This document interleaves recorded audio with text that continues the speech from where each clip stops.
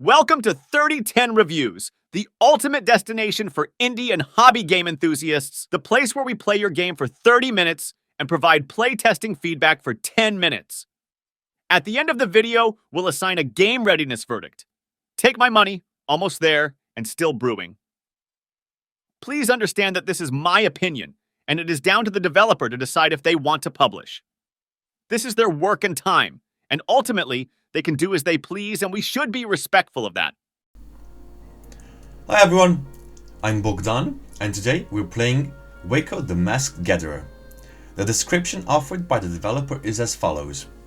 Wéko the Mask Gatherer is a captivating action-adventure game where you step into the shoes of Wéko, a mysterious adventurer on a quest to collect the 7 powerful primordial masks in a mesmerizing world full of dark and enigmatic secrets. Embark on an extraordinary journey in Wéko the Mask Gatherer, a third-person action-adventure that seamlessly blends exploration and real-time combat. As Wéko, the intrepid adventurer and mask collector, you will traverse a progressively open world that encourages discovery. Overcome challenging missions and formidable foes, utilizing the power of masks to solve intricate puzzles and unveil the vast secrets of a world waiting to be explored.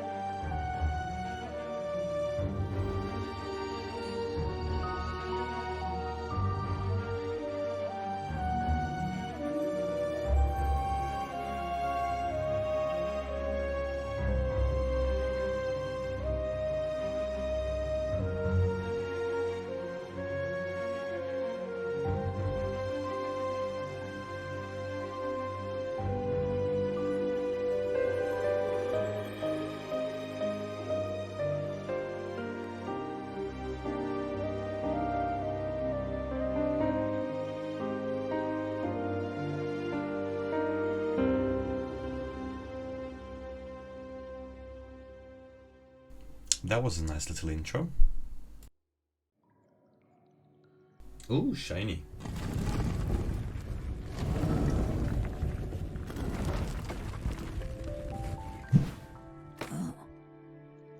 And I guess that's us.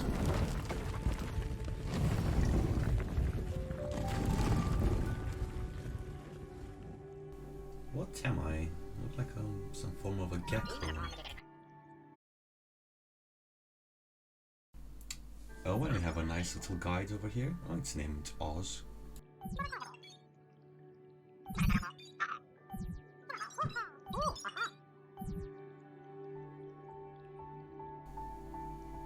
The mouse control seems nice and smooth.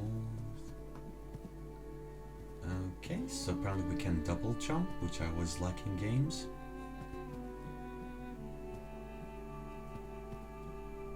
The controls also feel smooth and responsive.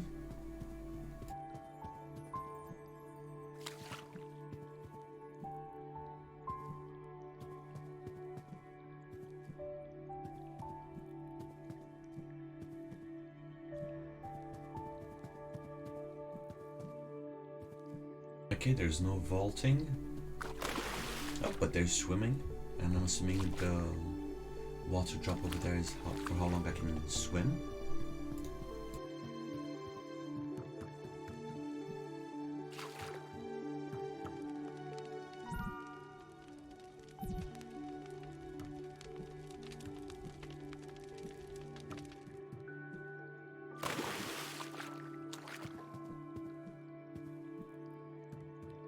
Okay, so purple lights and doors means close. I'll just take the open route over here.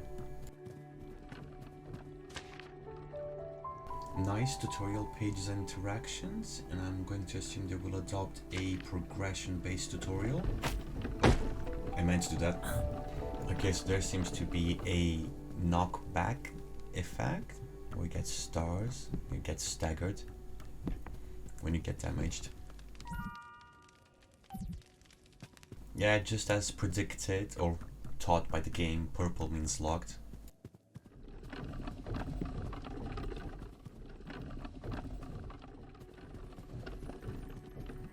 You see, I don't really like this.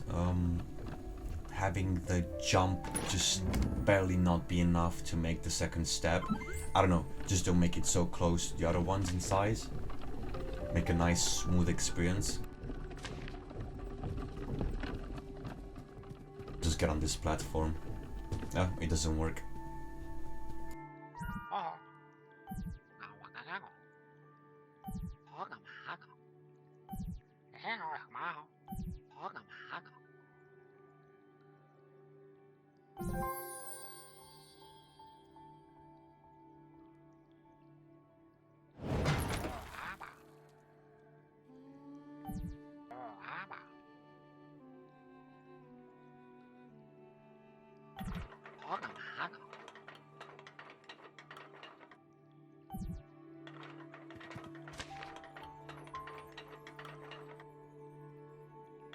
Okay, so it seems this game has the same approach to health flask like Dark Souls, so you have the exact amount of 3 restoration pods which get refilled at the save points, I'm assuming. Okay, we have projected imagery when it comes to the unlockable doors and the routes that you can take, which is nice.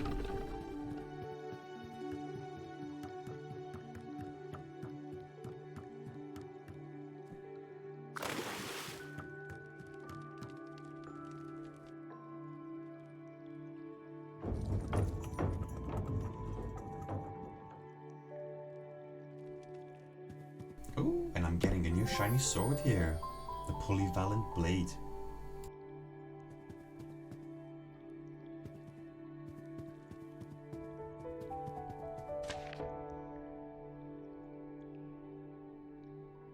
Okay, so we have a slight oversight over here. It actually doesn't specify which button. It's telling me press the space button. But I for inventory works. Okay, and left click attacks. Ah, there you go, yeah.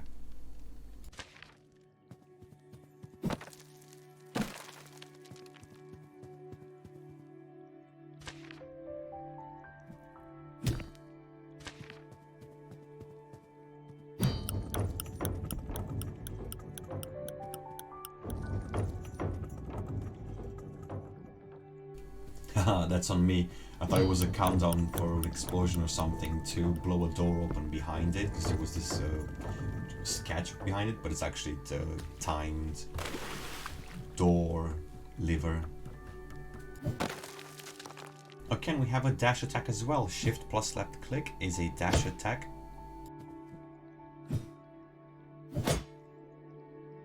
We also have a ground slam attack. 3 hits combo so far, not bad. So this is our first mask, I'm assuming. Interesting. Middle mouse button, camera lock. Okay. But I have destroyed the mannequin before. So I guess we'll try the next time.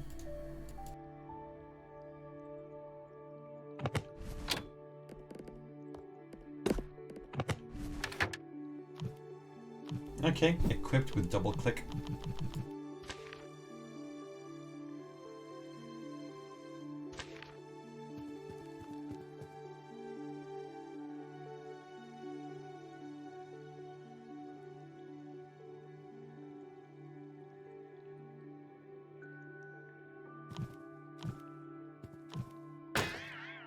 Okay, so according to this combat mannequin, if you defend an attack, you get staggered.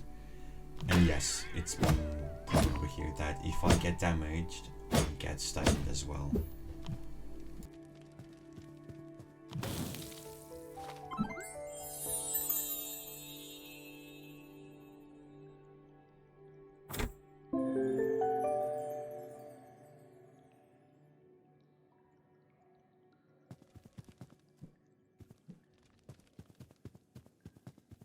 Wait, where's my double jump? I thought I had a double jump.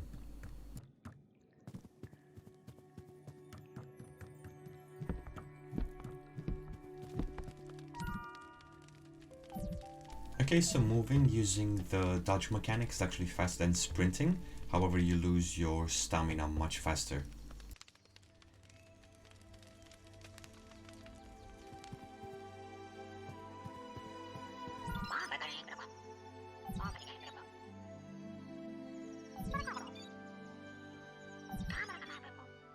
Okay, so I've noticed that you can't skip the chat logs over here. I don't think it's too bad right now, but going in the future, depending on the quests, if they take too long, I would probably prefer to be able to skip them. Also, I'm assuming that's the checkpoint.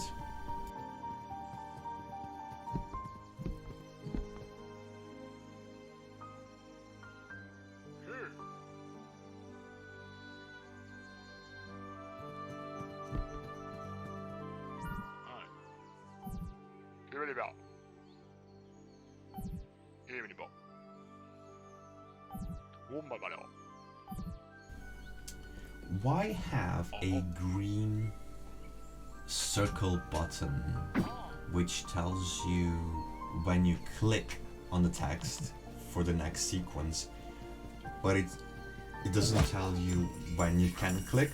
So for example, have it be red until you can skip the text, and then turn green when you can progress.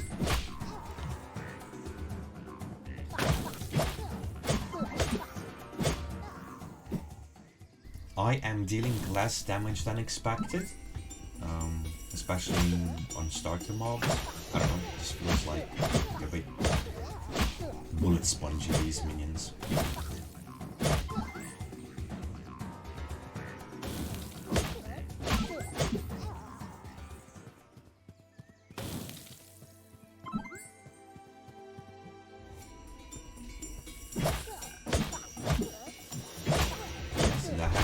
The combat music, I like it, I love it a lot.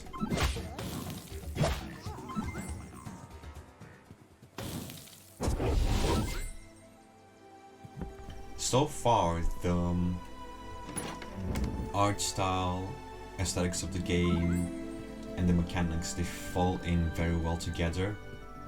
There's no dissociation between them, and it's very well done.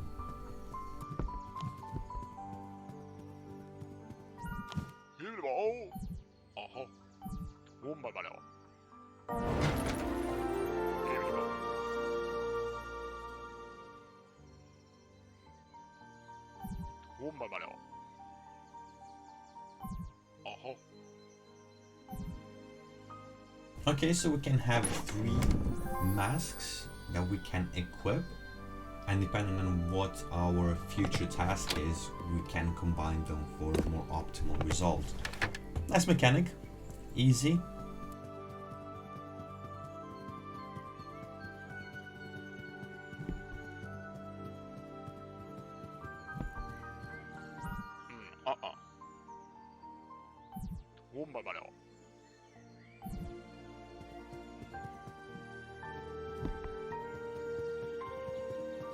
My gamer instincts are kicking in.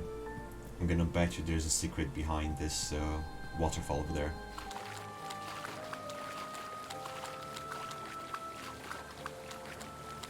Very well done on the particles and everything. The transition between land and water is very smooth.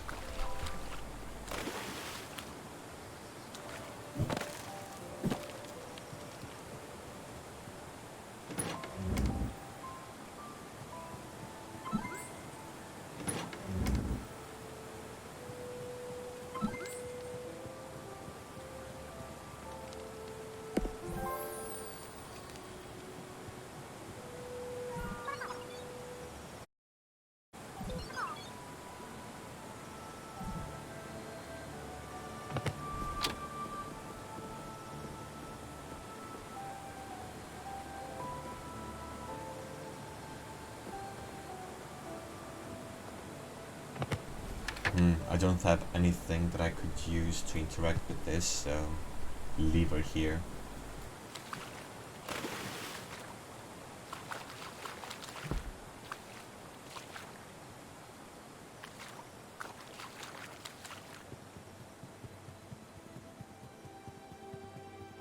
Let me try something out. Yeah. Okay, so the way you most efficiently travel in this game, so far at least, is you sprint until you're about to run out of stamina, and then you dodge once using Q, and that will propel you the furthest distance with the total amount of stamina you have.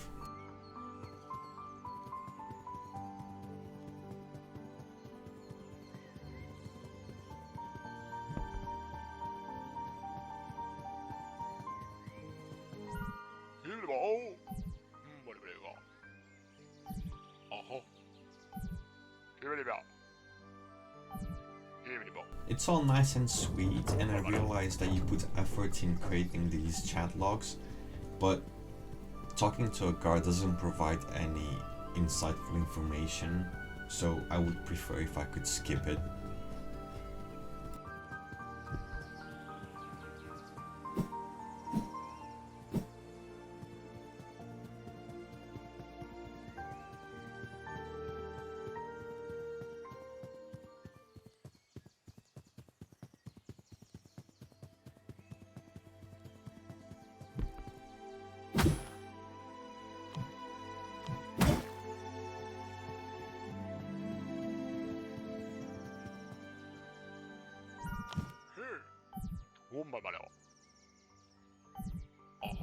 Oh, this guy jogs. It's gonna be safe.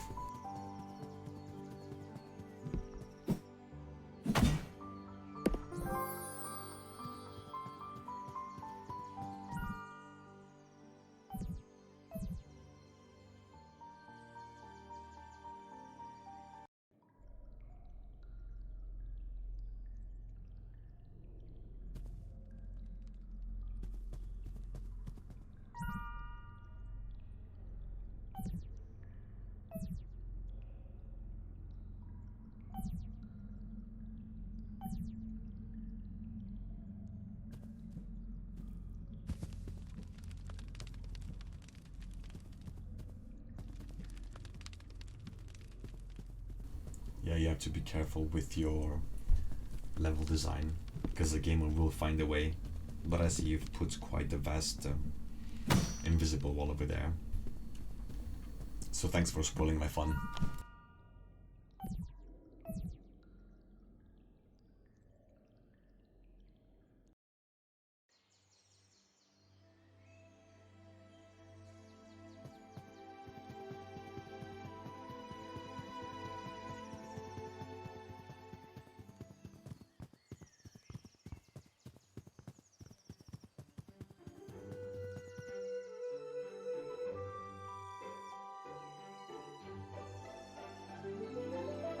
I just love it when games do this, open world games do this, like once you get in a new village or encampment, they present it to you so you know where to go, and it's just an overall nice experience.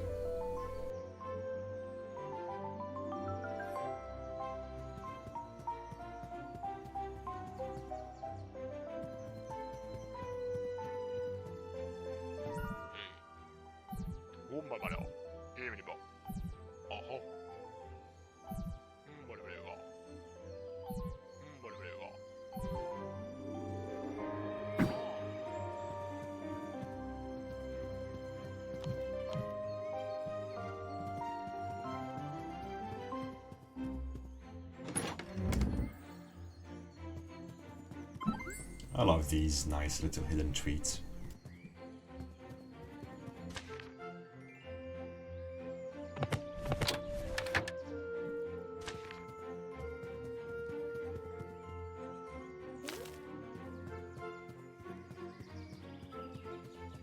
Okay, so my mobility is fully gone and I can't attack either. Fair enough, I'm carrying something on my head. And that was so cute just there.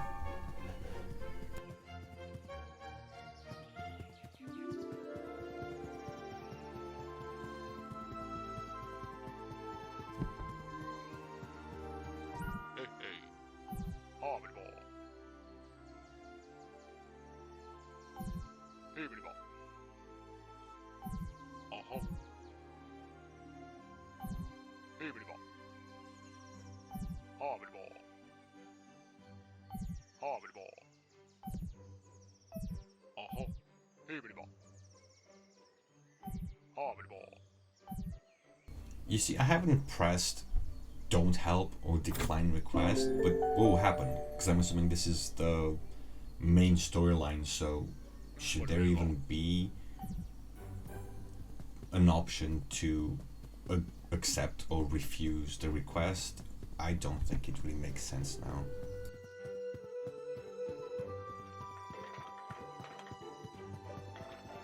I mean, if you have meaningful decisions to make, which actually alter the game storyline, sure, but as it stands, I don't think it would affect the storyline.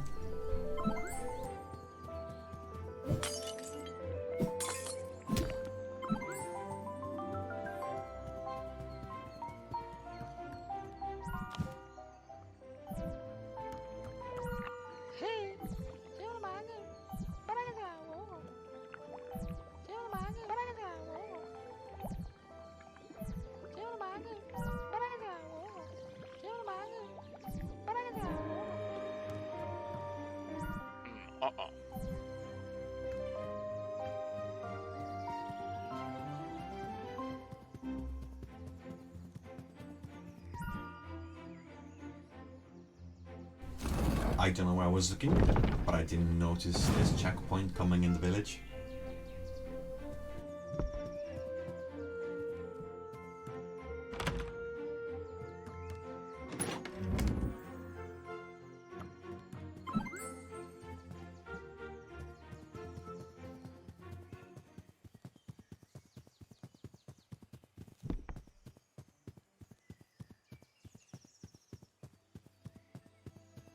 Ooh, what's this? I'm gonna limb and say it's too early for me to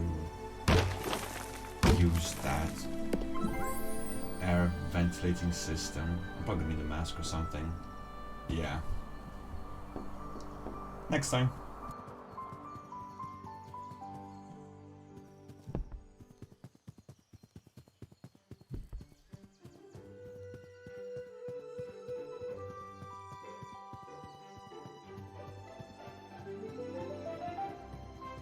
Okay, so I've just noticed that I have this tiny whirlwind icon underneath my stamina at the top left.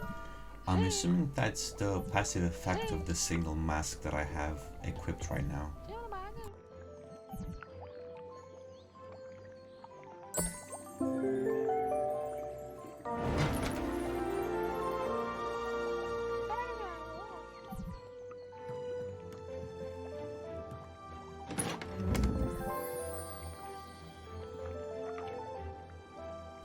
Okay, now what am I gonna do with this? I'm allergic to it. Thank you very much. That's funny.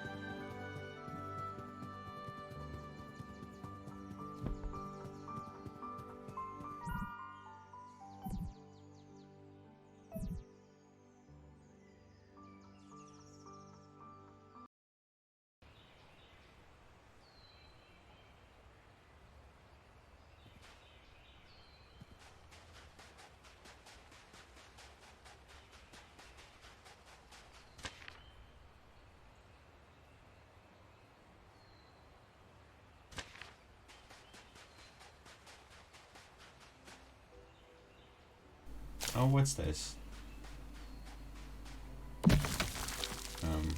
Okay, it's just a jar with resources, coins.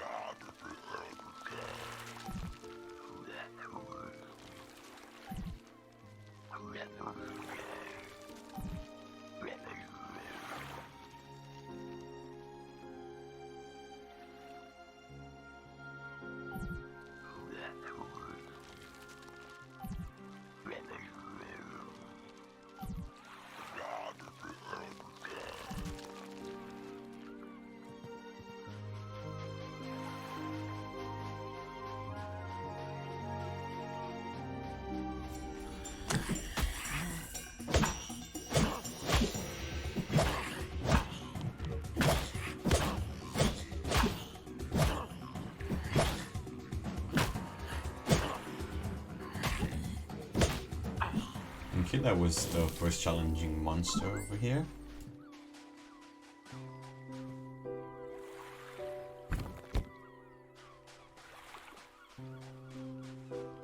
I take it I have to defeat all these mobs so that barrier over there would disappear. No, I don't get staggered with every single damage. Interesting.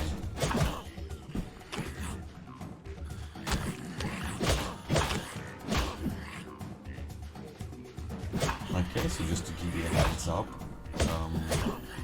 the dodge in this game is not like other games, so it doesn't cancel animate, it doesn't stop you from committing your current task. So if you started slashing, yeah, here you go, I died. You will need to end animation for your attack, and then you can dodge. I'm not sure how I feel about that. I mean, if this is the intended design, sure, but if you add dodge, I think you should cancel your animation.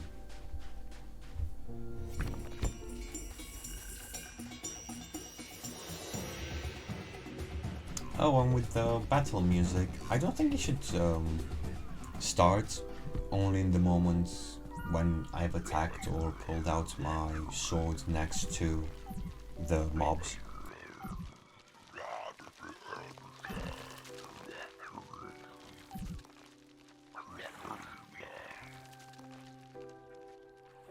You see, at this point, I'm not sure if the progress has been lost because I haven't saved, so I had to talk with this NPC again because I don't know if I've started the quest.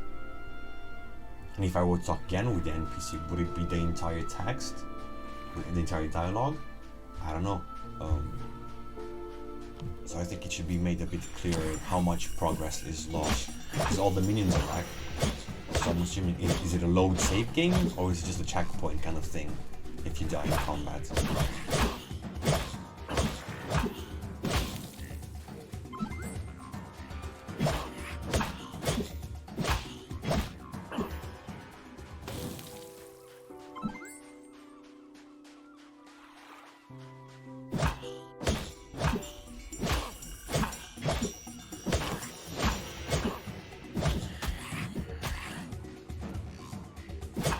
So far, the animations are very smooth for the enemy attacks as well, and the line, everything, the recoil of damage, very nicely done.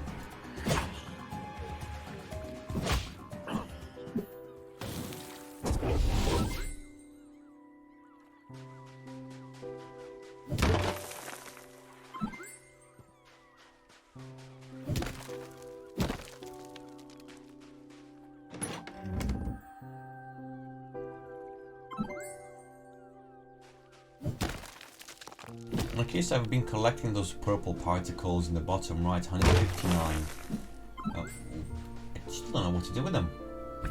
Also the counter, the little number that pops up, I think it should be a bit more visible. Because I haven't noticed until now, and I have 165 coins, I guess, in total. This one's fine, like the indicator of how much do I have, but when I accumulate some, it's just a really subtle number there.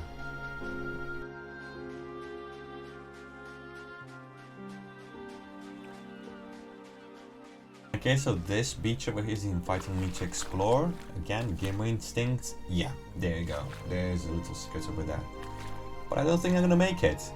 I'm gonna go to the end to see what happens. I have this red filter on my image. So let's see, did I die? I didn't save. I shouldn't have done this. Okay, so it just teleports me back to the beach. Fair enough. I think that's a good decision. It's not too punishing. You can probably reduce my health, like for partially drowning. You don't need to not punish the player at all for being too curious.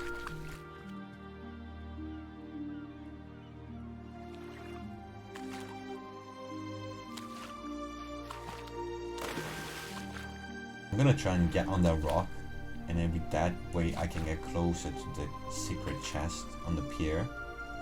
And I'm gonna die again because there's an invisible wall. I don't like that.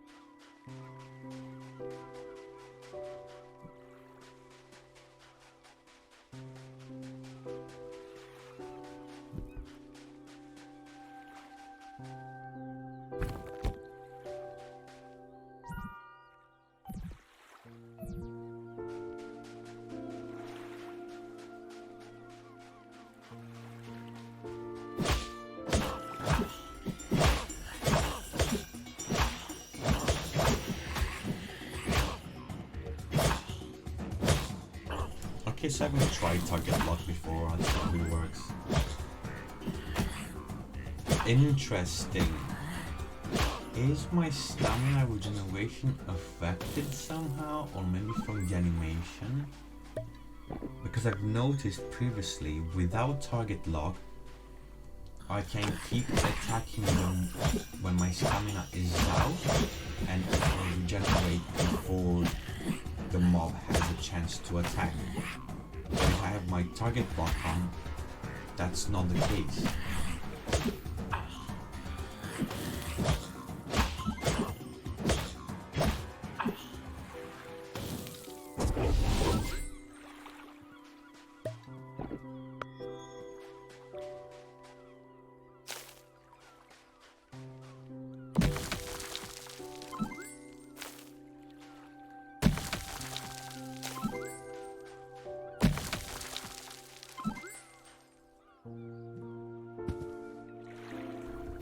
Oh no, should I have used those purple things on these doors?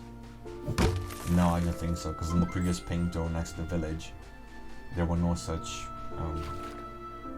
weird purple barrels. So I'm assuming it's gonna be a mask thing.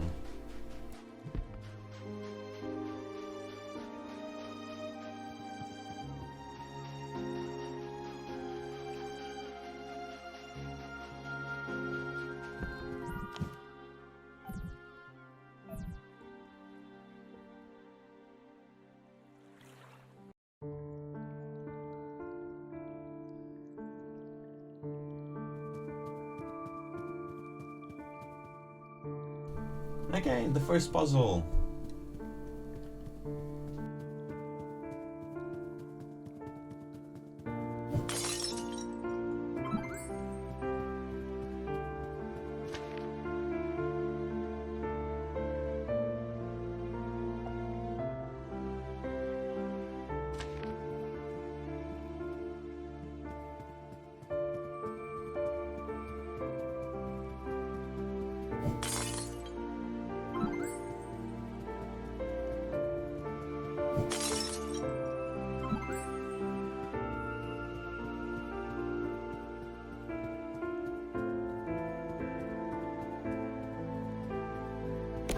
Okay, let's see how this feels. How does it work? Okay, so it's just spin the things. Interesting.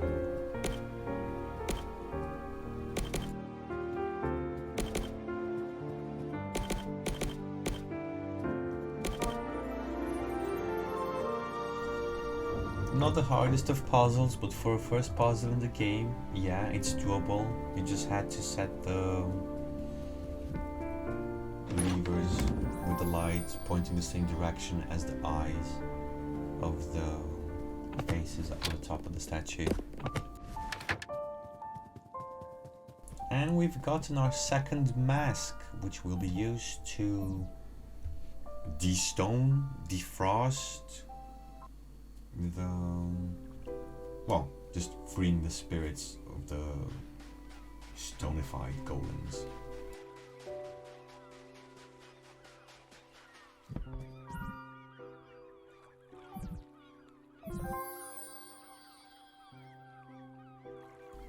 Yeah, it seems to be working.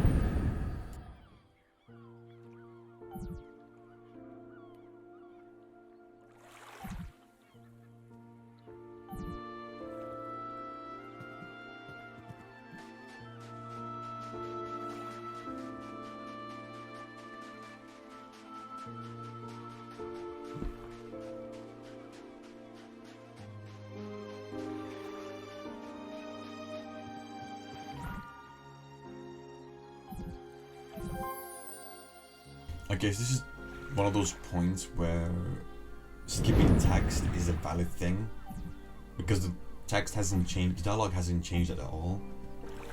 So I think I should be able to skip it, or just don't activate the entire dialogue system again, just release the golem from the stone, from the prison.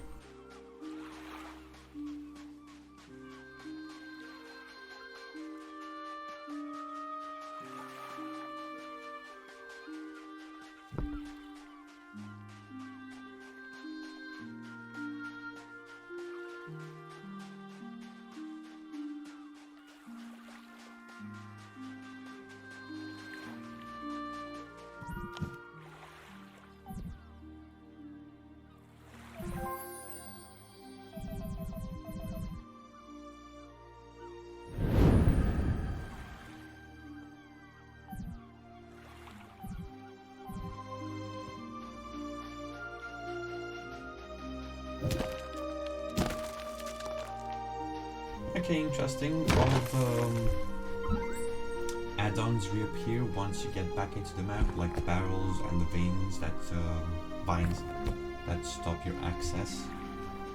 I don't think that should be the case though.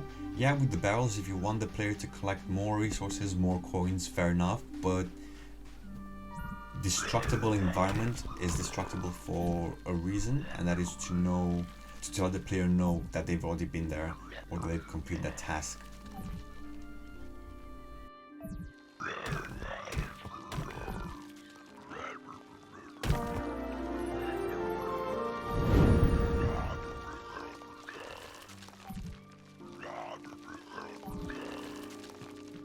Okay, so I take it that for this quest I may have the option to defeat the Golem's brother, or maybe try and persuade them away from their current ways.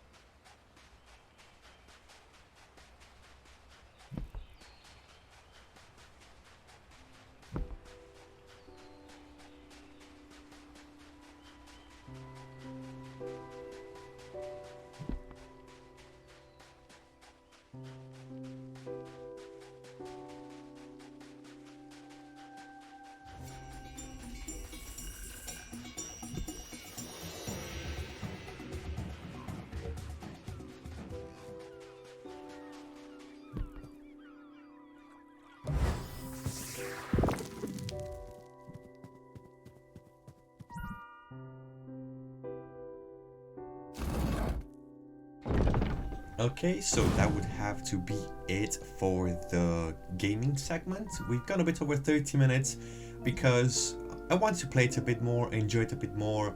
Maybe I was hoping I could finish the quest with the Golem's brother, but that's gonna have to be for another time. There's not much to criticize this game about. That's why I've added a few more minutes of gameplay. Now that the playtesting segment is over, it's time for us to provide some constructive feedback. The feedback will cover the following categories. Accessibility, not only from the aspect of monetary resources, which directly reflects on the performance of the player's device, but also from the perspective of individuals which are differently able-bodied. UI UX, is it intuitive? Does it provide the player with the required information to play the game? MDA model, mechanics, dynamics, aesthetics. Community. We're looking for digital distribution platform. Steam, Epic Launcher, itch.io, community management platforms such as Discord and social media presence, X, YouTube, TikTok.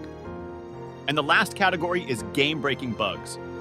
You may have a gem of a game, but releasing it with a game-breaking bug may have devastating consequences on your day of release. Let's get into it. Okay, so we're starting with accessibility. The requirements to play this game are low end. When you first boot up the game, you're prompted with the settings screen where you can choose your control scheme, language, and resolution. This is helpful and offers an acceptable level of accessibility. What I don't see here is an option for color blindness. This is a rough estimate, but 1 in 10 people are affected by color blindness. I'm only mentioning this because the main character is green and there's a lot of green environment to get lost in. Passing on to UI and UX. The in-game UI comes together nicely. I think I've already mentioned that the effects of the masks that the character is wearing are represented by those tiny icons underneath the stamina bar. I think having another look at the presentation method would be beneficial. The other matter I would like you to reevaluate is the inventory. Compared to the entire game, it seems that not much effort has been put into it. Some more refining would go a long way, especially since it is an integral part of the journey. The theory behind it is good, they are highlighted and grouped accordingly. MDA. The mechanics feel good and smooth, it's a fluid experience, well done. There's not that much to discuss about dynamics, so far they work very well. I'm sure there will be more intricate behaviors outside of the demo.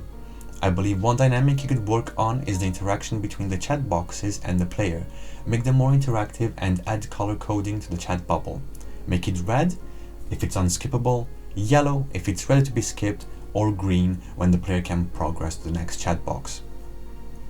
The aesthetics of the game come very well together, from the lovely art style, animations and sound design to the openness of the environment and interactions with the NPCs. Community.